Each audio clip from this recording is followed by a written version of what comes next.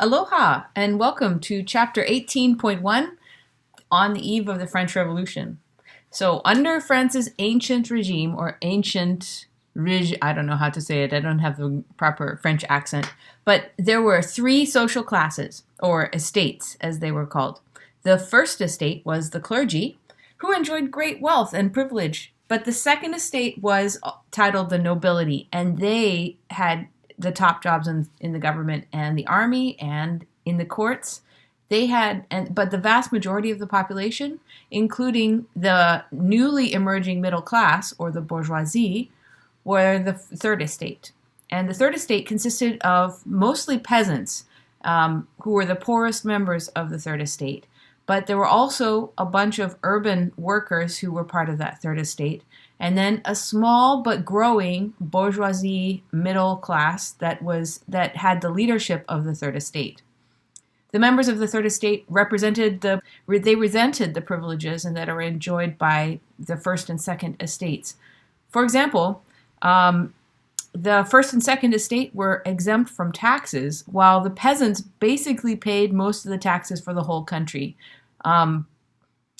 But they also did not own the majority of the land. The majority of the land was owned by the first and second estate. Enlightenment ideas that had been percolating in society for about 100 years, starting in 1650 and stretching all the way into the late 1700s, these were changing people's idea about how governments should run and the rights of individuals and things like that. And the bourgeoisie, in particular, were angry about the situation, and the lower classes as well. There were a lot of economic problems, and this also caused a lot of unrest. The government had started deficit spending a long time ago, and that means that the government is spending more than it is taking in.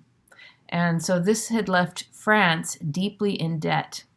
By the 1780s, France was so in debt that she was spending the majority of her tax income on the interest of the loans that she had. There were also serious climate problems. It was a terrible year of harvest, and this sent the food prices soaring in France. Louis XVI had chosen an advisor named Jacques Necker, who was an economic genius, and he basically said, fix the problem.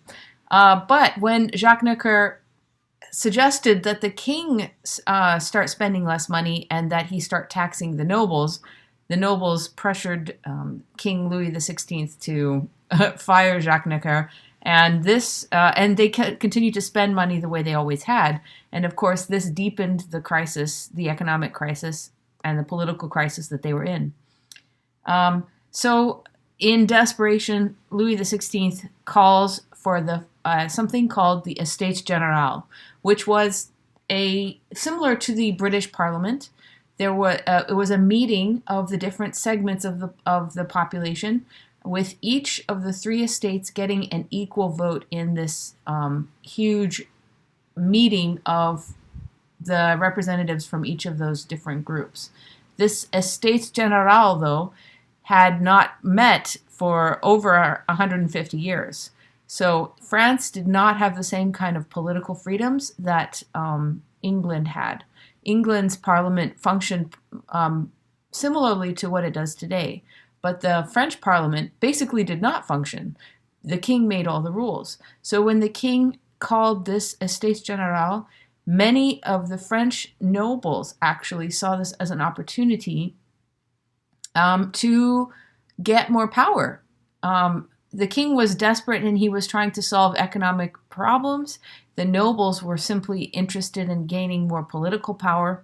And the third estate was interested because this was the first time that really they had been invited into any kind of decision making for the government at all. So the king asked all three estates to prepare something called cahiers, which are basically a written version of their grievances. And so they were supposed to list them and then send them in to him, and he would read them at his leisure and decide which ones he was going to respond to. These lists demonstrated the high level of resentment that each of these classes had about the situation at this point in time. The Estates General met in 1789, but the problem was that none of them could agree upon anything. The king quickly lost control of the meeting. The nobles started to take over the control of the meeting, and they were insisting on more power and more control taken away from the king. And the Third Estate was angry especially about the way that voting was happening in the Estates General, because even though they were numerically the majority of the country, they only had one vote in a three-way vote. So there were three votes, and the First and Second Estate always joined together against the Third Estate. So the Third Estate would never win. Their opinion was never going to be taken seriously. And so in anger and frustration, they started to use force to try to get their way. They formed something called the National Assembly. And at this moment, the king realizes this is going to go out of control. So he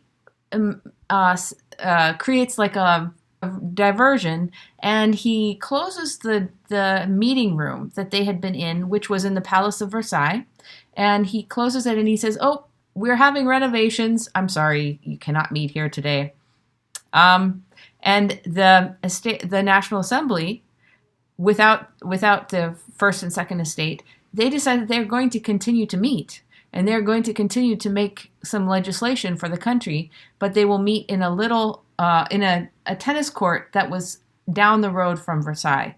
And so in that tennis court, they decided that they would swear to not disband until they had created a constitution for the French government. This is called the Tennis Court Oath.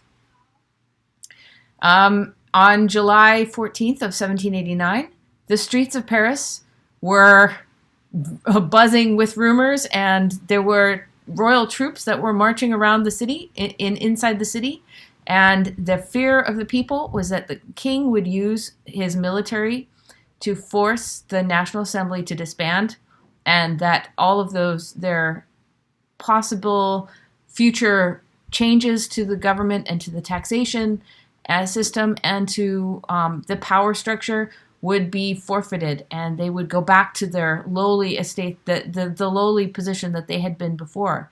And an angry mob kind of organically turned to a symbol of the authoritarian control that the king had, and this symbol was the Bastille.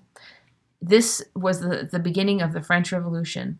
This mob attacked the fortress and practically with their bare hands gained entrance into the fortress. They were unarmed at this point. They gained entrance into the fortress, and they captured the guy who was in charge. They cut off his head and stuck it on a pike and paraded it around the streets of Paris in a gruesome and grisly example of what would happen in the future during this French Revolution.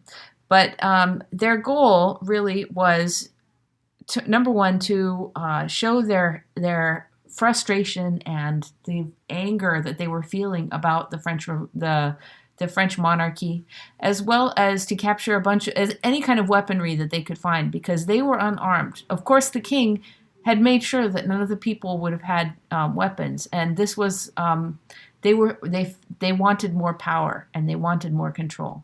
So this was the beginning of the French Revolution.